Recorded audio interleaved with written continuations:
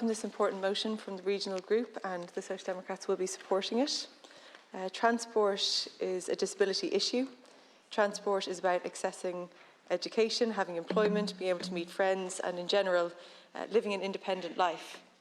A lack of investment in public transport, especially in rural areas, and the disgraceful barriers in transport support schemes, when they exist, is not only making life harder for disabled people, but it's making life worse for them. All of this is a government choice. The UN Convention on the Rights of Persons with Disabilities guarantees the right to be able to access transport, but the state is failing to meet these obligations. I'm going to list off just a few very recent examples in West Cork, and just to kind of highlight the effects of these policies that are raised with me on a regular basis. There's a group of young people, I've raised with you several times, Minister, students in the Beara Peninsula, who've been fighting for almost a year to get public transport to go to school and training. Not only did it require the local family support centre in St Vincent de Paul to help, but those young people and their families had to finance their own transport, some of them from their disability allowance. I have a constituent who is rightly upset that the local buses cannot accommodate his mobility aid. I've been contacted by people who can't access the supports they need because of the antiquated and cruel restrictions of the primary medical certificate process.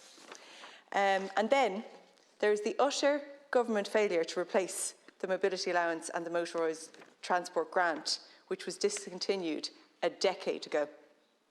In 2013, many disabled people and support organisations expressed their concern that the discontinuation of the Mobility Allowance and Motorised Transport Grant for new applicants in 2013 was disgraceful in and of itself. The government assured them that this was only an interim measure and a replacement scheme would be provided. 10 years later, disabled people and their families are still waiting. Moreover, the government has created an inequity as the people who received the scheme pre-2013 continue to access it, which is fair, rightly so, but other people who should qualify are denied it. The Ombudsman's report from 2021 on this situation highlights the serious and persistent issue in government policy. He pointed out that those people who are adversely affected by the current lack of access to transport require immediate and decisive action. In response to my most recent parliamentary question to you, Minister, you basically informed me that the report from the working group was completed and it's been published. That was it. No reference to next actions of what a replacement scheme might look like or be in place. Schemes like the Mobility Allowance and the Motorised Transport Grant involve relatively small amounts in the scale of the national budget, but can make a massive difference in the lives of individuals and their families. Why has a replacement scheme not been put in place? The motion also calls for the primary medical certificate process to be reinstated and amended, as it is blatantly not fit for purpose. Unfortunately, the name sums it up. The primary medical certificate. It's a symptom of an antiquated and harmful medicalised model of disability. Under the Convention of the Rights of People with Disabilities, the state is obliged to implement the social model, looking at how supports can be put in place and barriers can be removed. This government was fully aware of the issues with the primary medical certificate and concerns raised by the Ombudsman when they changed the relevant legislation in 2020 to reaffirm the incredibly strict and exclusionary criteria for the scheme. The government had a chance to reform the system and instead chose a very regressive and discriminatory approach. People need a primary medical certificate to access the Disabled Drivers and Passengers Scheme, providers for tax relief on adapted vehicles for disabled people, including children. This should be an easy access scheme about the state recognising the challenges that people face and enthusiastically saying, yes, we will help you.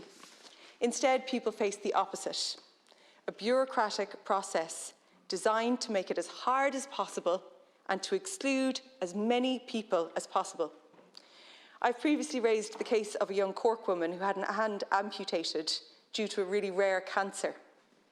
This young woman, who was adjusting to life in a really changing situation, quickly discovered that the loss of one hand was somehow not enough of an impairment for the government to allow her a primary medical certificate. The cost of adapting a car is significant for an individual or a family. This impacts on her capacity to work, to care for her family, to live. It is simply wrong. And she's far from alone. When are you going to act on this? The primary medical certificate process needs complete reform. What will it take for the government to act? Disabled people are being excluded every day in Ireland because of a lack of suitable transport. We need more public transport routes which run more frequently and at weekends and in evenings. Being able to get to work or socialise should not be the privilege of those able to drive or afford a car. The Mobility Allowance and Motorised Transport Grant needs to be replaced immediately. The primary medical certificate process must be changed. The most frustrating and shameful thing around all of these issues is that they are all government decisions. You can change these and make huge positive differences to so many people's lives. Why are you not acting?